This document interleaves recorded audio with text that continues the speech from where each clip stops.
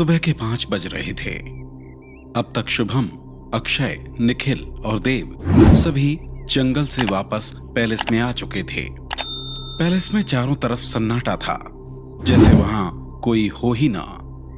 इसी सन्नाटे में देव गार्डन के एक कोने में चेयर पर बैठा स्मोक कर रहा था। देव, क्या ये तुम हो? तुम इतनी सुबह यहाँ क्यों बैठे हो? कुछ नहीं अंजलि, मैं बस ऐसे ही यहाँ बैठा था। अंजलि को आते देख देव सिगरेट नीचे फेंक देता है और अपने जूते से कुचल देता है। देव, क्या तुम अभी स्मोक कर रहे थे? हाँ अंजलि। क्या बात है देव, कोई प्रॉब्लम है क्या? नहीं तो तुम्हें ऐसा क्यों लग रहा है? देव, अभी सुबह के 5 बज रहे हैं। लोग इतनी सुबह योगा करते हैं, स्मोक नहीं। तुम्हारी आंखें देखकर कोई भी बता सकता है तुम रात भर नहीं सोए हो, और मैं तुम्हें अच्छी तरह जानती हूँ। तुम तभी स्मोक करते हो जब तुम्हें बहुत ज्यादा स्ट्रेस होता है। कुछ भी है तो तुम मुझे बता सकते हो देव। अब बताओ, क्या बात है? अंजलि, मैं अब थक चुका हूँ। हम कब से यहाँ फंसे हुए हैं। ये सब मेरी पूर्व जन्म की गलतियों के कारण हो रहा है। गलती मैंने की थी, लेकिन सजा हम सबको मिल रही है। मैंने अब तक जिन पर भरोसा किया, सब ने मुझे धोखा दिया। सिर्फ तुम ही हो जिसने हर सिचुएशन में मेरा साथ दिया है, चाहे ये लाइफ हो या कोई और मैंने हर बार तुम्हारे साथ गलत किया। ऐसी कोई बात नहीं है देव, तुम ज्यादा स्ट्रेस मत लो। अगर दोस्त एक दूसरे के काम नहीं आएंगे तो और कौन आएगा? वैसे मुझे भी तुमसे कुछ पूछना था। हाँ अंजलि, पूछो। कल रात तुम कहाँ गए थे? मैं कल रात तुम्हारे रूम में आई थी, तुम वहां नहीं थे। अंजलि, कुछ सवाल थे जिनके जवाब जानना बहुत जरूरी था। मैं बस उन्हीं की तलाश में गया था। क्या तुम फिर से रात में जंगल में गए थे, वो भी अकेले? देव हाँ में अपना सिर हिला देता है। देव, तुम कब समझोगे? तुम्हें बार बार अपनी जान खतरे में डालने की क्या जरूरत है? मैंने तुम्हें कितनी बार कहा है उस जंगल में अकेले नहीं जाना। अगर मैं नहीं जाता तो मुझे कभी उन सवालों के जवाब नहीं मिलते। बताओ फिर, क्या जानने को मिला तुम्हें? अंजलि, पिछले जन्म में भी वृंदा ने हमारे बीच गलतफहमी पैदा करके हमें अलग कर दिया था, इसीलिए हम हारे। और इस जन्म में भी हम इस बारे में पहले ही बात कर चुके हैं देव। जब तक हम इस सिचुएशन से बाहर नहीं निकल जाते, मैं इस बारे में कोई डिसीजन नहीं लेना चाहती। क्या तुम्हें वृंदा के बारे में कुछ पता चला? नहीं, मंदाकिनी की मौत के बाद से उसका कोई पता नहीं है। जैसे वो कहीं चली गई हो। ऐसा लगता है वो जंगल में भी नहीं है, वरना बाबा मुझे कभी अपने साथ नहीं रखता। मंदाकिनी खत्म हो चुकी है, और अगर वृंदा भी यहाँ से चली गई है तो क्यों ना हम सब वापस चले। मैं कब से अपने घर जाने के लिए तड़प रही हूँ। नहीं अंजलि, हम ऐसा नहीं कर सकते। भले ही वृंदा कहीं चली गई हो, लेकिन वो ऐसे हार नहीं मानने वाली। मुझे पूरा यकीन है वो वापस जरूर आएगी। अगर हम अभी वापस घर चले गए तो सबकी फैमिलीज भी खतरे में पड़ जाएंगी। तुम सही कह रहे हो देव, लेकिन तुम्हें जाकर थोड़ा रेस्ट कर लेना चाहिए। हम बाद में बात करेंगे। हाँ, लेकिन प्रॉमिस करो, तुम फिर अकेले जंगल में नहीं जाओगे और स्मोक भी नहीं करोगे। मैं कोशिश करूंगा अंजलि। बाय। दोपहर का वक्त था। सभी लोग डाइनिंग हॉल में बैठे लंच कर रहे थे। यार, कितने दिनों से हम इस पैलेस के बाहर ही नहीं निकले। जब से तुम लोगों ने उस मंदाकिनी को खत्म किया है, हम लोग बस यहीं बैठे रहते हैं। अब तो मैं मूवीज देख देख कर भी बोर हो चुकी हूँ। तुम कहना क्या चाहती हो शिल्पा? चलो ना कहीं घूम कर आते हैं। आखिर कब तक हम उस वृंदा के डर से यहाँ छुपे रहेंगे? हम दिन में तो बाहर जा ही सकते हैं। बाहर घूमने? अभी? वैसे शिल्पा का आइडिया बुरा नहीं है। देव, तुम कह रहे थे ना वृंदा भी अभी शांत है, उसने पिछले दिनों में कुछ नहीं किया।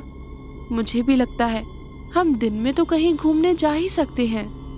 नहीं अंजलि, अभी हमारे ऊपर उसे भी शुभम अक्षय के बगल में बैठा था। वो अपने पैर से अक्षय का पैर जोर से दबाता है और अक्षय बात अधूरी कहकर ही चुप हो जाता है। अभी इन्हें इसके बारे में बताने का सही समय नहीं है। ये सब बहुत डर जाएंगे। पहले हमें पूरी बात पता लगानी होगी। तुम लोग धीमी आवाज में क्या बात कर रहे हो? जो कहना चाहते हो सबसे कहो। कुछ नहीं देव, मैं अभी यही कह रहा था कि हम दिन में कहीं घूमने जा सकते हैं।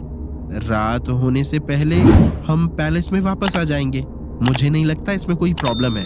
क्यों अक्षय, मैं सही कह रहा हूं ना? हाँ, तुम ठीक कह रहे हो। ठीक है, अगर तुम सबको ये ठीक लगता है तो मैं आसपास किसी अच्छे से पिकनिक स्पॉट के बारे में पता करता हूँ। कल हम पिकनिक मनाने जाएंगे। देव, यहाँ से थोड़ी दूर एक बहुत सुंदर वाटरफॉल है, पनवाल वाटरफॉल। मैंने सुना है वो पिकनिक के लिए बहुत अच्छी जगह है। अगर हम दोपहर में भी यहाँ से निकले तो शाम तक पैलेस वापस आ जाएंगे। अगर तुम लोगों को ठीक लगे तो हम वहां जा सकते हैं। सुनने में तो ये काफी अच्छा लग रहा है। देव, हम यही चलते हैं। ठीक है, तुम सब कल रेडी रहना। हम लोग कल दोपहर 12 बजे पनवल के लिए निकलेंगे। शाम हो चुकी थी, सूरज ढलने को था। एक छोटी सी कुटिया में साधु ध्यान में बैठे हुए थे। ये वही साधु थे जिन्होंने मंदाकिनी को खत्म करने में देव की मदद की थी। अचानक वो साधु अपनी आंखें खोलते हैं। ऋषि, तुम कहाँ हो? एक 21 साल का लड़का कुटिया के अंदर आता है। उसने पीले रंग का कुर्ता पहना हुआ था। उसके माथे पर तिलक और आंखों में चमक थी। हाँ गुरुजी, आपने मुझे बुलाया? हमें कल रत्नागिरी जाना है ऋषि। कल दोपहर में वहां जाने का प्रबंध करो। जी गुरुजी, जैसा आपका आदेश। क्या मैं पूछ सकता हूँ, आपने अचानक रत्नागिरी जाने का निर्णय क्यों लिया? कुछ दिनों पहले रत्नागिरी से 2 लोग यहाँ आए थे। मैंने उन्हें एक आत्मा को मुक्त करने का उपाय बताया था। क्या कोई समस्या है गुरुजी? उन सब के ऊपर एक बहुत बड़ा संकट आने वाला है। मुझे उन्हें इसके बारे में बताना होगा। मुझे किसी भी तरह उनकी रक्षा करनी होगी। गुरुजी, आपने इससे पहले तो कभी किसी के पास जाने का निर्णय नहीं लिया। फिर इनमें ऐसा क्या है जो आप खुद उनके पास जाने को तैयार हैं? ये बहुत पुरानी बात है ऋषि। इनका मेरे ऊपर एक ऋण है। अगर आज मेरा अस्तित्व है तो इन्हीं की मदद के कारण। साधु अपने ख्यालों में खो जाते हैं। शाम के वक्त एक छोटे से कच्चे घर में एक औरत जोर जोर से चिल्ला रही थी। वो अपने बच्चे को जन्म देने वाली थी। बेटा, ये समय प्रसव का नहीं है। इसका दर्द बढ़ता ही जा रहा है। ये यहाँ अपने बच्चे को जन्म नहीं दे पाएगी। इसे जल्दी राजवैद्य के पास ले जाना होगा, नहीं तो इसकी जान भी जा सकती है। लेकिन दाई माँ, इतनी जल्दी मैं इसे राजवैद्य के पास कैसे ले जाऊं? चाहे कैसे भी ले जा, लेकिन तुझे जल्दी करना होगा। हमारे पास ज्यादा समय नहीं है। वो आदमी अपनी पत्नी को गोद में उठा लेता है और जाने लगता है। मुझे नहीं लगता कि मैं वैद्य के पास पहुंचने तक बच पाऊंगी। तू चुप रह, तुझे कुछ नहीं होगा। मैं किसी भी तरह तुझे राजवैद्य के पास ले जाऊंगा। तू बस हिम्मत रख। अचानक राजा देवराज का रथ उनके सामने आकर रुक जाता है। वो इस समय अपने आसपास के क्षेत्र में घूमने के लिए निकले हुए थे। महाराज, हमारी मदद कीजिए। मेरी पत्नी को जल्द से जल्द राजवैद्य के पास ले जाना है। अगर मैं ऐसे ही गया तो बहुत देर हो जाएगी।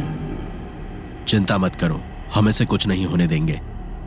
देवराज खुद रथ से नीचे उतरे और उस औरत को उठाकर रथ पर चढ़ाया। हिम्मत रखो बहन, हम तुम्हें कुछ नहीं होने देंगे।